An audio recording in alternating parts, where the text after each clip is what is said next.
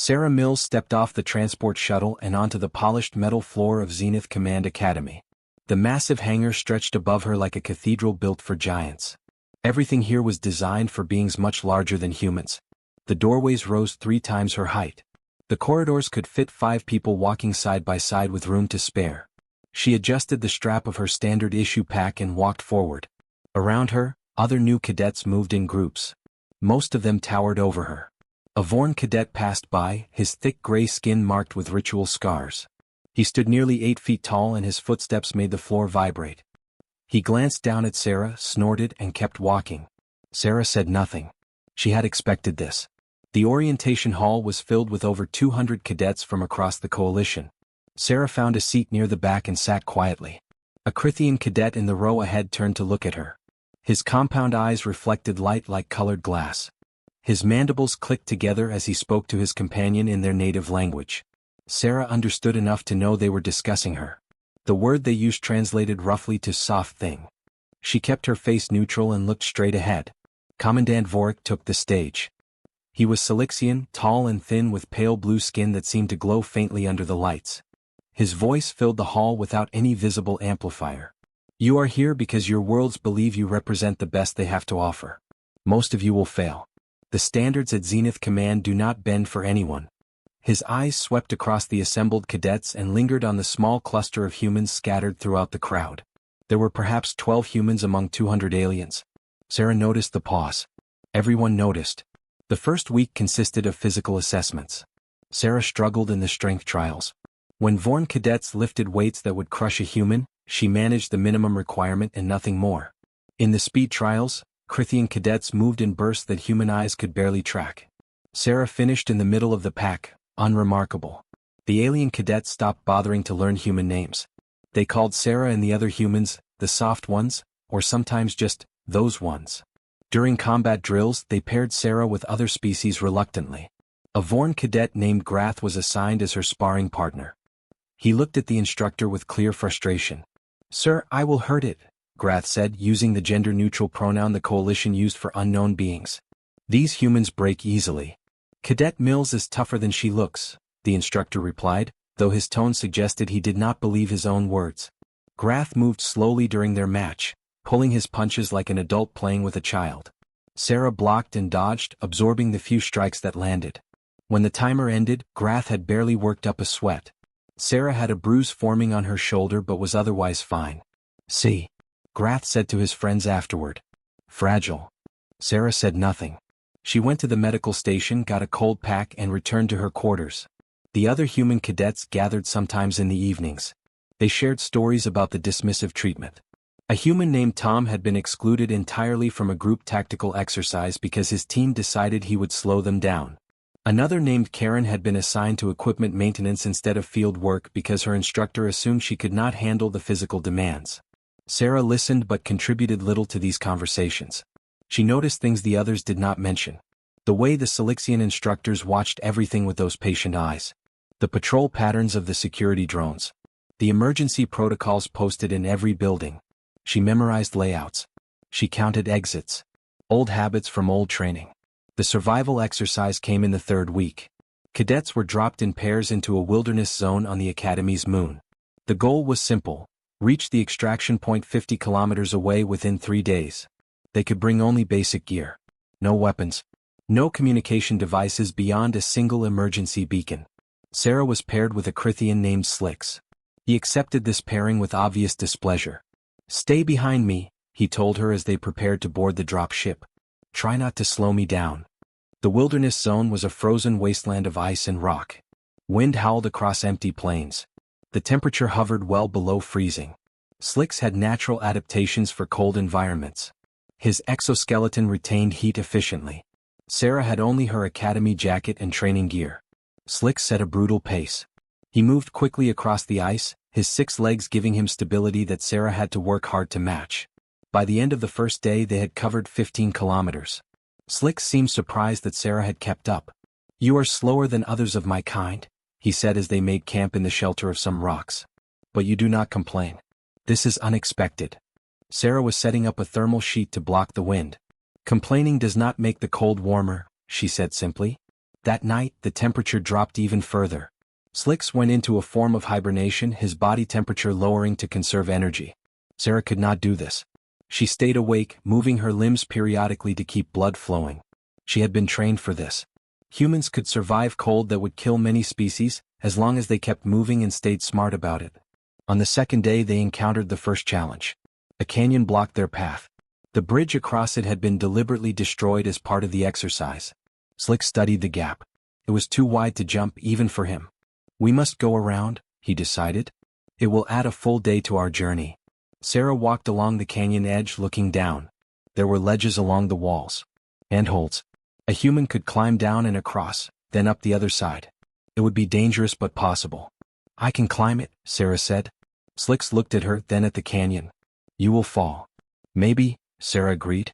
But if I make it, I can secure a line. You can climb across with support. Slicks considered this. Their emergency beacon sat unused in his pack. If Sarah fell, he could summon rescue and complete the exercise alone. But if she succeeded, they would save significant time. Humans are reckless, he said finally. But proceed. I will observe. Sarah began her descent.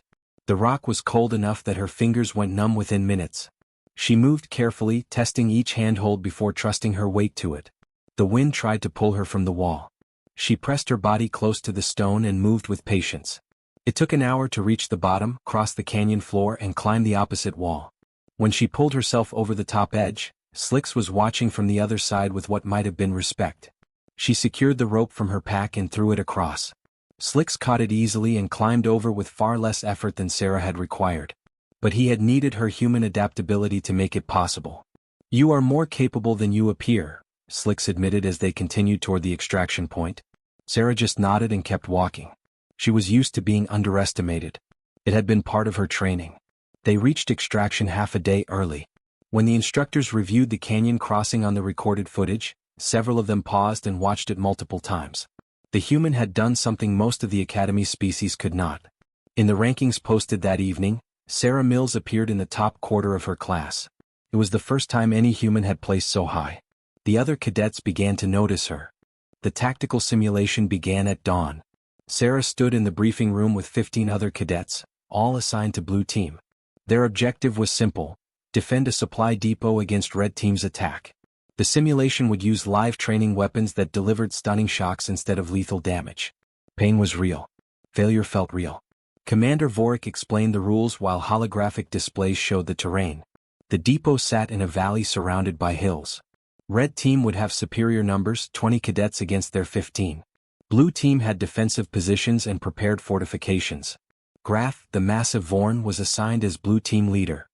He immediately began issuing orders in the confident tone of someone who had never lost. Crithians on the ridgeline for long-range suppression. Vorn and Silixians hold the main gate. Humans on equipment watch inside the depot. Sarah raised her hand. The eastern hill has no coverage. They will flank us from there. Graf looked at her like she had interrupted something important. The eastern approach is too steep. No force would attempt it. A human force would, Sarah said quietly. Red Team has no humans, Graf replied. They will attack where doctrine suggests. We defend accordingly. He turned back to his planning, dismissing her concern. Sarah said nothing more. She took her assigned position inside the depot, watching equipment that did not need watching. When the simulation began, everything happened exactly as she had predicted. Red Team sent a small force against the main gate, drawing Blue Team's attention. Then their main assault came pouring over the eastern hill, exactly where Sarah had said they would. Blue Team was overrun in 12 minutes. Graf took 3 stunning hits before he even understood what had happened. Sarah was one of the last to fall, managing to stun 2 Red Team cadets before being overwhelmed. But the defeat was total and embarrassing. In the aftermath, Graf was furious. They broke doctrine. No proper military force attacks from terrain disadvantage. But they won, Sarah observed. The instructor, a Silixian named Corvix, studied his data pad with interest. Cadet Mills predicted their strategy. Perhaps Blue Team should reconsider their planning process. Graf's face darkened, but he said nothing. The alien concept of losing face was universal. The second attempt came 3 days later with team assignments rotated. Sarah found herself on Red Team this time, but again she was given a minor role. A Crithian named Zek led this team. He was smarter than Graf, more willing to listen, but still viewed humans as support units rather than strategic assets. "We attacked the main gate with overwhelming force," Zek announced. "Simple and effective." Sarah studied the terrain map. "Blue team will expect that. They will have concentrated their best fighters there. Then we will break through anyway," Zek said. "Superior force wins battles." Sarah looked at the map for a long moment. In her mind, she was not seeing a training simulation. She was seeing something else somewhere else. A memory surfaced, sharp and clear. She was younger, maybe 19. Standing in a forest that was not a forest but a training ground designed to look like one. Her instructor, a man named Cole, was walking around 12 exhausted human trainees. They had been awake for 60 hours. They had been given an impossible task: infiltrate a compound guarded by automated defenses and human opponents with superior equipment. "You cannot match their strength," Cole had said. "You cannot match their weapons. So what do you do?" A trainee named Patrick had answered. "We change the game. Make them play by our rules instead of theirs." Cole had smiled. "Correct. You find what they are not expecting. You hit them where they are weak. You make them afraid." The memory faded. Sarah blinked and found herself back in the briefing room with Zek staring at her. "Do you have an alternative suggestion, human?" Sarah pointed to the map. "The water treatment facility here. It supplies the depot. If we take it, we control their resources. They have to come to us or surrender." Zek's mandibles clicked thoughtfully. "The facility is a secondary objective. Worth few points. But the depot cannot function without it," Sarah explained. "In a real battle this would matter. Blue team will realize this too. They have to respond." Zek considered. Several other cadets were listening now. "And then? Then we are not trapped in the valley fighting their fortifications. We choose the ground. We make them attack us." Sarah traced a route on the map. "We take the facility fast, set up in these positions. When they come, we have advantage." It was not standard coalition doctrine. It was not how any of the represented species typically fought. But Zek was intelligent enough to see the merit. "We will try the humans' plan," he decided. "But if it fails, the responsibility is yours." Sarah nodded. She had expected nothing less. The simulation began. Red team moved quickly and quietly toward the water facility, avoiding the direct route to the depot entirely. Blue team scanners detected them eventually, but by then Red team had secured the facility and established defensive positions exactly as Sarah had suggested. Blue team had no choice. They abandoned the depot and attacked the facility. But now they were the ones assaulting a prepared position. Now they were the ones fighting uphill. Red team picked them apart methodically. The simulation ended with Blue team's complete defeat and Red team suffering only minor casualties. Instructor Korvix reviewed the results with obvious interest. "Cadet Mills, your strategy was highly unorthodox. Where did you learn this approach?" Sarah kept her expression neutral. "Just seemed logical, sir." Korvix studied her for a moment longer than comfortable. His pale blue eyes seemed to look through her rather than at her. Silixians were telepathic, though coalition law prevented them from reading thoughts without permission. But they could sense emotions, detect lies. Sarah kept her mind calm and still, another skill from another training. "Interesting," Korvix said finally, then moved on to address the full group. That night, Sarah lay in her bunk and let the memories come. The Apex program had not been like normal military training. It had been something else entirely. They had taken volunteers, all of them young, all of them willing to push past limits. There had been no genetic modification, no chemical enhancement. Just conditioning. Endless, brutal conditioning that taught the human body and mind what it was truly capable of when survival demanded it. She remembered Cole's lessons. Other species evolved for their worlds. They adapted to specific environments, specific challenges. Humans adapted to adapt. We are not the strongest. We are not the fastest. But we are the most versatile. We can learn any environment. We can learn any enemy. That is our weapon. The program had taken 3 years. Of the 200 who started, only 15 completed it. Sarah had been one of them. Then they had been scattered across coalition space, placed in academies, embassies, trade stations. Insurance policies, Cole had called them. Seeds planted in case humanity ever needed them. Sarah closed her eyes. Around her, the academy was quiet. Tomorrow there would be more training, more tests, more opportunities to show just enough skill to be noticed but not enough to raise real questions. She had been doing this for 8 months now. Playing the role of the capable but unremarkable human cadet. Watching. Learning. Waiting. She wondered sometimes if the others from her program felt the same way. Were they also lying in bunks on distant stations, pretending to be less than they were? Were they also waiting for a signal that might never come? Sarah pushed the thoughts away and focused on her breathing. Slow and controlled. In through the nose, out through the mouth. Another technique from another life. Tomorrow she would be Cadet Mills again. Quiet. Competent. Unremarkable. Tonight, just for a moment, she let herself remember what she really was. The alarm woke Sarah from a dreamless sleep. Not the standard wake-up tone or a drill alarm. This was the emergency signal, harsh and urgent, echoing through every corridor of the academy. She was on her feet and dressed in seconds, her body moving before her mind fully processed what was happening. Her data pad lit up with the message. All cadets report to designated safe zones immediately. This is not a drill. Security breach in progress. Sarah grabbed her academy jacket and stepped into the corridor. Other cadets were emerging from their rooms, confused and slow. A Silixian cadet named Petrix was asking questions that no one could answer. Grath was trying to establish order, his voice booming commands that only added to the chaos. Sarah moved past them toward the window at the end of the hall. Outside she could see 3 ships descending through the atmosphere. They were smaller than Coalition vessels, angular and dark. Their design was unfamiliar but their purpose was clear. These were warships. An explosion rocked the Eastern Training Facility. Fire bloomed into the night sky. Sarah felt the vibration through the floor. Her mind shifted into a different mode, one that she had kept buried for 8 months. Threat assessment became automatic. Exit routes mapped themselves in her head. Potential weapons materialized in her awareness. Move to the safe zones, an instructor was shouting through the hallway speakers. All cadets evacuate immediately. The cadets around Sarah began moving toward the central assembly area. She followed but her eyes were tracking everything. The ships had landed now. Figures were disembarking, at least 40 of them.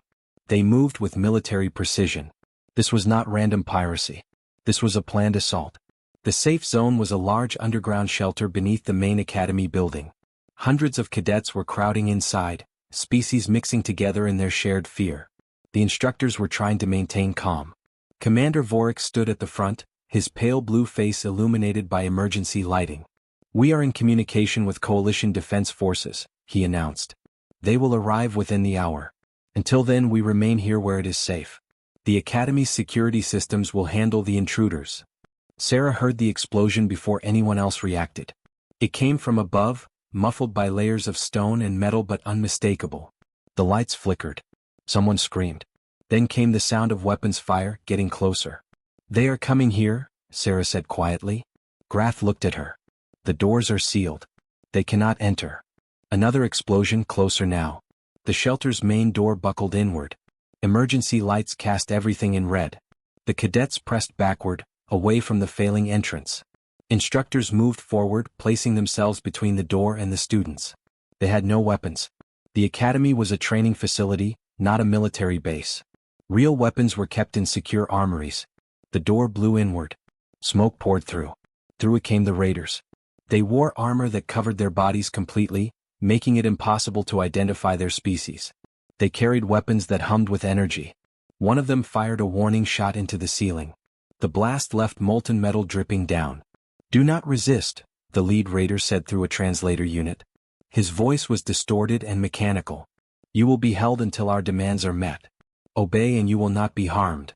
Commander Vorik stepped forward, hands raised. "These are students. They are not combatants. There is no honor in threatening children." The raider struck him across the face with the butt of his weapon. Vorik fell hard. 2 instructors moved to help him and were hit with stun blasts that left them convulsing on the floor. Sarah felt something change inside her. A switch that had been set to off for 8 months flipped to on. The part of her that had been patient, that had been careful, that had been hiding, stepped aside. What remained was what the Apex program had built. She moved before conscious thought. 3 steps took her to the nearest raider. He was watching the crowd, not expecting threat from a small human cadet. Sarah's hand found the release mechanism on his armor collar. She twisted hard. The helmet loosened. Her other hand drove up into the gap, fingers finding the soft tissue of his throat. She crushed his windpipe with surgical precision. The raider dropped. Sarah caught his weapon before it hit the ground. The other raiders were turning now, but Sarah was already moving. The training came back like it had never left. She fired twice. 2 raiders fell. She rolled behind a support pillar as return fire scorched the air where she had been standing. Cadets were screaming now. The shelter had become chaos. Sarah's mind was crystal clear. She counted enemies. 11 raiders total. 8 still standing. She calculated angles, sight lines, reaction times.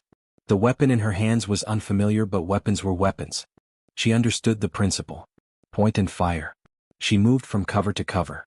Each movement was economical, wasting no energy. She fired when she had clear shots. 3 more raiders fell. The others were trying to coordinate, shouting to each other in their distorted language. They had expected frightened students. They had not expected this. Grath was staring at her, his small eyes wide. "What are you doing?" "Surviving," Sarah replied. She fired again. Another raider collapsed. One of the raiders threw a device into the center of the room. Sarah recognized it instantly. Fragmentation grenade. She had 2 seconds. She grabbed the nearest object, a metal equipment case, and threw it. The case hit the grenade and knocked it back toward the raiders. It exploded among them. 3 went down. The others scattered. Sarah advanced. She moved through the smoke like a ghost. Her hands found another raider. She broke his weapon arm at the elbow, took his weapon, used it to put him down. The shelter had become a killing ground and Sarah was the predator. The last raider standing turned to run. Sarah shot him in the leg. He fell. She was on him in seconds, weapon pointed at his helmet. "Who sent you?" The raider said nothing. Sarah adjusted her aim and fired next to his head. The blast melted the floor centimeters from his face. "Who sent you?" "Kresh clans," the raider gasped. "Testing coalition defenses. We did not know. We did not know about you." Sarah pulled his communication device from his belt. She activated it and spoke clearly. "Tell your ships to leave. Tell them what happened here. Tell them the humans are not prey." She released him. The raider scrambled backward, then limped toward the exit, dragging his injured leg. Sarah let him go. The message was more valuable than one prisoner. Silence filled the shelter. Sarah stood among the fallen raiders, holding a weapon that was not hers, surrounded by cadets who had watched her kill with an efficiency that seemed impossible. Slix, the Crithian she had partnered with in the survival exercise, spoke first. "You are not just a cadet." Sarah looked at him. Her face was calm, showing no strain despite what she had just done. "No," she agreed. "I am not." Grath pushed forward, confusion and something like anger in his voice. "What are you then? What are humans?" Sarah lowered the weapon. Around her, instructors were starting to recover. Commander Vorik was sitting up, touching his bleeding face, staring at her with those knowing Silixian eyes. "I am what Earth needed me to be," Sarah said simply. "I am what happens when humans prepare for the galaxy to underestimate us." Outside, the remaining raider ships were lifting off. They would not return. The message had been delivered. The emergency lights cast long shadows across the shelter. Medical teams worked on injured instructors while cadets stood in small groups, speaking in hushed voices. Everyone kept glancing at Sarah. She sat on a supply crate, the captured weapon disassembled on the floor beside her. She was checking each component methodically, her hands steady and sure. Commander Vorik approached her slowly. His face was bruised where the raider had struck him, but his eyes were alert and focused. "Cadet Mills, you will come with me. Now." Sarah stood without argument. She followed Vorik through corridors that still smelled of smoke and melted metal. They reached a secure communications room deep in the Academy's administrative section. Inside, 3 other instructors waited, including Korvix, the Silixian who had noticed her tactical abilities during training. Vorik closed the door. "Explain yourself." Sarah met his gaze calmly. "What would you like me to explain, sir?" "You killed 7 trained raiders in less than 3 minutes, Korvix said. His voice was soft but his words were sharp. "You moved like a professional soldier. You handled weapons you should not know how to use. You are not what you appear to be." Sarah considered her response carefully. The secret was already broken. The question was how much to reveal. "I am exactly what I appear to be. A human. You just did not understand what that meant." Vorik's hands clenched. "Do not play word games. Earth sent you here. What is your real mission?" "To learn," Sarah replied. "And to watch. And if necessary to protect coalition interests from threats." "By lying about your capabilities?" Another instructor, a Vorn named Krax, stepped forward. "By hiding your true nature? Would you have trained me honestly if you knew?" Sarah asked. "Would you have shared your tactics, your technology, your weaknesses?" Or would you have kept the dangerous human at arm's length? The room fell silent. The truth of her words hung in the air. Korvik spoke next. How many others are there? How many humans like you scattered across coalition space? Sarah paused, then decided the truth served her purpose now. 12. One in each major coalition facility. Academies, embassies, trade hubs. We were sent 2 years ago, after Earth joined the coalition. Spies, Crack said with disgust. Insurance, Sarah corrected. We watched how the galaxy treated us. The dismissive attitudes. The assumptions about human weakness. We saw how easily we could be targeted. So Earth made sure we had eyes and hands everywhere important. Vorik's expression was difficult to read. The raiders? You let one escape deliberately. Why? Psychology, Sarah explained. Killing all of them proves we can fight. Letting one survive with a message proves we choose mercy when we want to. It makes us more frightening, not less. Now the Kresh clans will tell stories about the human who moved like death. They will wonder how many more of us exist. They will think twice before attacking coalition facilities again. Korvik's eyes narrowed. You use fear as a weapon. Humans have always used fear as a weapon, Sarah said simply. We learned it from predators on our world. Make yourself seem more dangerous than you are. Make the enemy defeat themselves before the fight begins. The door opened. A communications officer entered, clearly agitated. Commander, we are receiving reports from across the sector. The Kresh raiding fleet is withdrawing. All ships. They are leaving coalition space entirely. Vorik looked at Sarah. One cadet did this? One person changed their entire military strategy? No, sir, Sarah replied. The idea of me did this. Right now, that raider I let escape is telling his commanders what he saw. He is describing how a single unarmed human killed trained warriors. He is making me sound like a monster. His fear is spreading to others. By tomorrow, the Kresh will believe the coalition has secret human weapons hidden everywhere. They will not know which facilities are safe to attack and which have someone like me waiting inside. Deception, Crack said. This is not honorable combat. Sarah turned to face him directly. You're right. It is not. But it works. The Kresh fleet is leaving. No more coalition soldiers have to die fighting them. No more cadets have to hide in shelters waiting for rescue. I used deception and fear to achieve what strength and honor could not. Is the result not worth the method? Krax had no answer. Vorik returned to his chair and sat heavily. What happens now? Do we arrest you? Expel you? Report you to coalition command? You do what you think is right, Sarah said. But consider this.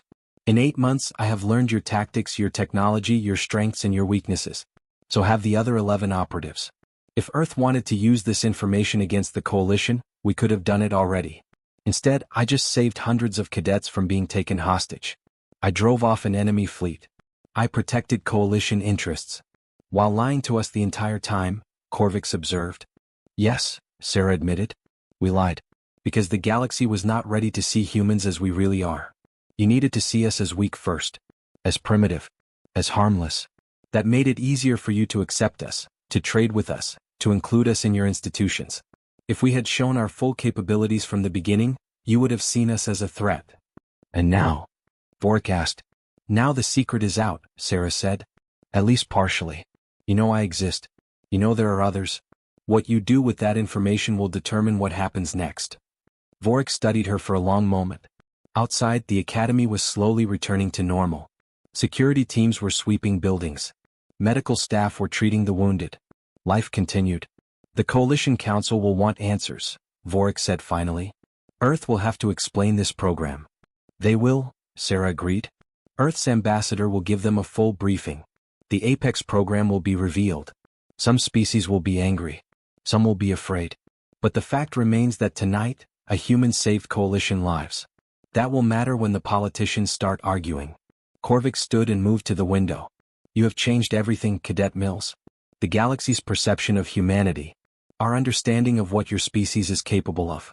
There will be consequences. There are always consequences, Sarah replied. But consider what the alternative would have been. If the Kresh had succeeded tonight. If they had taken hostages. If coalition forces had arrived to find hundreds of cadets dead or captured. That would have had consequences too. Vorik made a decision. You will remain at the academy for now. Confined to quarters under guard. Not as a prisoner but for your own protection. When the other cadets fully process what they saw tonight, Some will react badly. Fear makes people dangerous. I understand, Sarah said. As guards escorted her back to her quarters, Sarah passed through corridors filled with staring cadets. Some looked at her with awe, others with fear. Grath stood against a wall and watched her pass without speaking. Slicks gave a small nod of acknowledgement, mandibles clicking softly. In her room, Sarah sat on her bunk and activated her personal communication device. She entered a code that she had not used in 8 months. A simple message appeared on the screen: status. Sarah typed her response. Cover broken. Mission parameters changed. Awaiting instructions. The reply came quickly. Acknowledged. Maintain position. Support incoming. Sarah deleted the messages and lay back. Somewhere across the galaxy, 11 other operatives were receiving similar notifications. The secret was out. Earth's insurance policies were now visible to everyone. The game had changed. And humanity had just shown the galaxy that they knew how to play. 3 days after the attack, Sarah stood in a conference room that had been built for diplomacy, not confrontation. The space was vast, with a curved table that could seat representatives from 20 different species. Today only 12 seats were filled. Coalition Council members on one side. Earth's delegation on the other. Sarah stood behind the human representatives, wearing her academy uniform with no rank insignia to indicate her true status. Ambassador Chin spoke for Earth. She was an older woman with gray hair and calm eyes that had seen decades of difficult negotiations. The Coalition Council has questions. We are here to provide answers. Council leader Theron stood. He was worn, massive and imposing, his gray skin marked with the scars of a warrior. You placed weapons among us. Disguised as students, as civilians, as friends. You violated the trust of this coalition. We placed protectors, Ambassador Chin corrected gently. And tonight's events proved their value. Cadet Mills saved hundreds of lives. She drove off an enemy that your security systems failed to stop. A Crithian council member named Zix clicked her mandibles sharply. She deceived us. All of you deceived us. How can we trust Earth now? Ambassador Chin gestured to Sarah. Cadet Mills, please explain the Apex program to the council. Sarah stepped forward.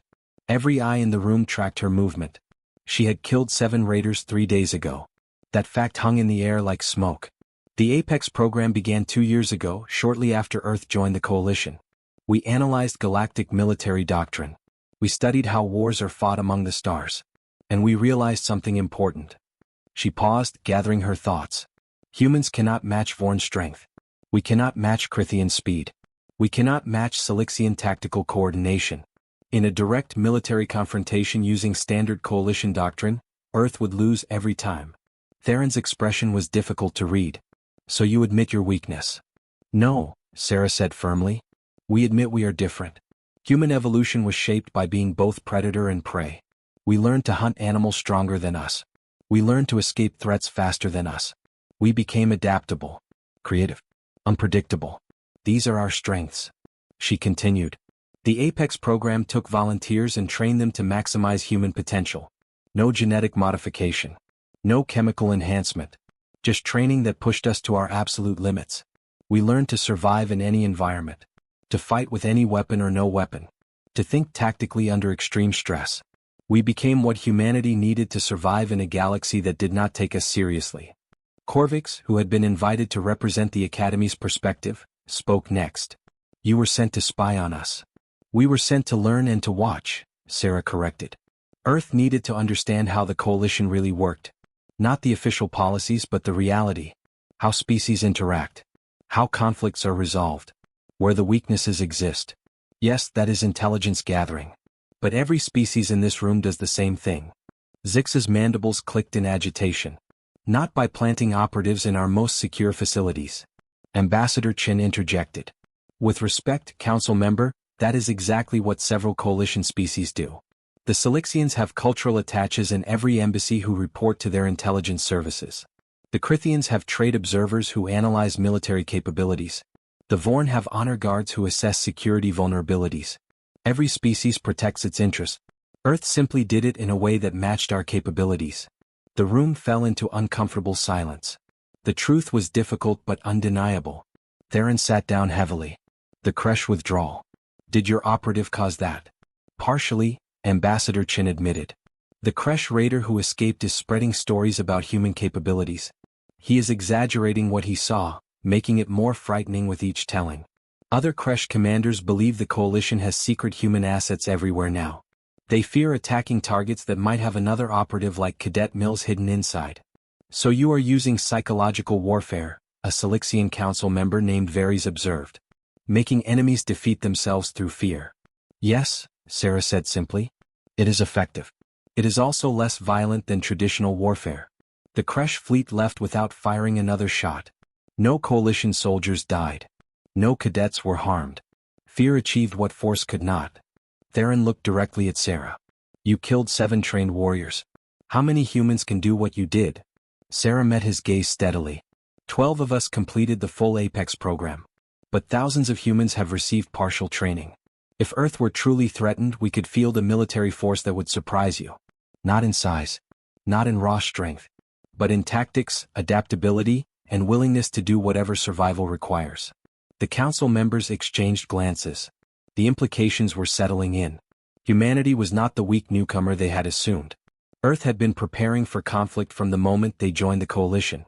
Ambassador Chin stood. The coalition can respond to this revelation in 2 ways. You can see Earth's preparations as a threat and push us away. Or you can see them as an asset and bring us closer. We offer the council a choice. What choice? Varys asked. Earth's operatives can remain in place, but now operating openly as security consultants and tactical advisors. We share our knowledge. We train coalition forces in human methodology. We become partners in protecting coalition space rather than hidden observers. Or we can withdraw our operatives, return to Earth, and maintain only minimal diplomatic contact. The choice is yours. The room was silent for a long moment. Sarah could see the council members processing the offer. Fear and pragmatism warred on their faces. Finally, Theron spoke. The Kresh have been raiding coalition space for decades. Our fleets respond. We drive them back. But they always return. Now, because of 1 human and 1 psychological operation, they have withdrawn entirely. This is not coincidence. No, sir, Sarah agreed. It is strategy. It is humans doing what we do best. Finding unconventional solutions to problems that traditional military force cannot solve. Theron looked at his fellow council members. Some nodded slowly. Others remained uncertain. We will need time to discuss this among ourselves. But I will say this. If Earth's operatives had remained hidden and used their knowledge against the coalition, we would be having a very different conversation. The fact that Cadet Mills acted to protect coalition lives matters. Actions speak louder than deceptions. Ambassador Chin bowed slightly. We await your decision. The council adjourned. Sarah followed the Earth delegation out of the conference room. In the corridor, Ambassador Chin placed a hand on her shoulder. You did well. The truth is always easier when backed by results. What happens now? Sarah asked. Now we wait. But I suspect the council will accept our offer. They are practical. They know they need us. Chin smiled slightly. You just changed the entire relationship between Earth and the coalition. How does that feel? Sarah considered the question. It feels like the mission is finally clear. No more hiding. No more pretending to be less than I am. Her communication device vibrated. A message from Earth Command appeared on the screen. It was broadcast to all 12 operatives simultaneously. Mission status, active protection. Operate openly. Full authority granted. Across the galaxy, 11 other humans received the same message. In embassies, trade stations, and military academies, Earth's hidden protectors stepped into the light. Sarah looked at the message and felt something she had not felt in 2 years. Relief. The pretending was over. The real work could begin. She was no longer Cadet Sarah Mills, the unremarkable human student. She was now Agent Sarah Mills, Earth's representative in coalition space. And everyone knew exactly what that meant. The galaxy had underestimated humanity. They would not make that mistake again.